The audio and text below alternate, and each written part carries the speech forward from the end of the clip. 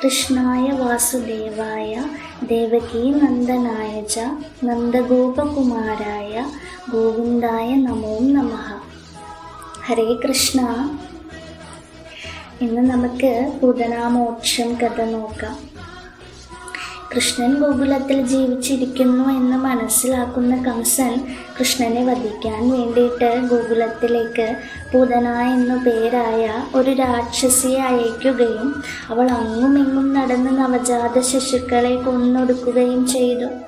ഒരു ദിവസം ആകാശത്ത് നിന്ന് നന്ദമഹാരാജാവിൻ്റെ വാസസ്ഥലമായ ഗോകുലത്തിലെത്തിയ പൂതന തൻ്റെ മായാശക്തി കൊണ്ട് അതിസുന്ദരിയായ ഒരു യുവതിയുടെ വേഷം സ്വീകരിച്ചു.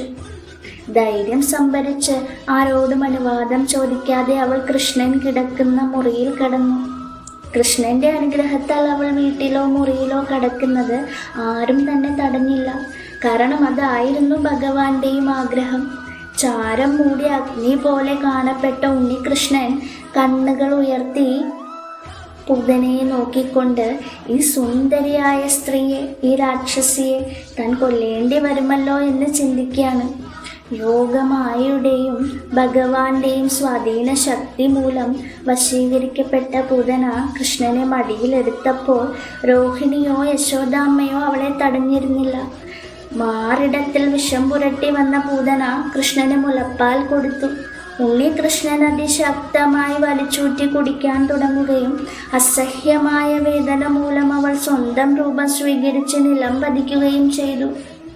ഈ രാക്ഷസി ദുരുദ്ദേശത്തോടു കൂടി തന്നെയാണെങ്കിൽ കൂടെയും കൃഷ്ണനെ മുലയൂട്ടി എന്ന ഒറ്റ കാരണം കൊണ്ട് മാത്രം അവളുടെ പാപങ്ങളെല്ലാം മോചിക്കപ്പെട്ടിരുന്നു. ഭഗവാന്റെ കാരുണ്യം കൊണ്ട് പൂതനയ്ക്ക് മോക്ഷം നൽകി. അതും ആത്മീയ ലോകത്തിൽ തൻ്റെ ധാത്രയുടെ സ്ഥാനമാണ് ഭഗവാൻ പൂതനയ്ക്ക് സമ്മാനിച്ചത്. സാക്ഷാൽ ഭഗവാൻ തന്നെ മുലപ്പാൽ കുടിച്ചതിനാൽ അവളുടെ പാപങ്ങളെല്ലാം പോയിരുന്നു. കേവലം രാക്ഷസിയായ പൂതനയ്ക്ക് തന്നെ ഭഗവാനിൽ നിന്ന് മോക്ഷം ലഭിച്ചുവെങ്കിൽ ഭഗവാനെ നിർമ്മല ഭക്തിയാലും പൂർണ്ണ ഹൃദയത്തോടും കൂടി പ്രേമിക്കുന്നവർക്കുള്ള ഭഗവാന്റെ കാരുണ്യവും സ്നേഹവും എത്ര തന്നെ ആയിരിക്കുമല്ലേ. എല്ലാവരെയും ഭഗവാൻ അനുഗ്രഹിക്കട്ടെ. സർവം ശ്രീ രാധാ കൃഷ്ണാർപ്പണമസ്തു.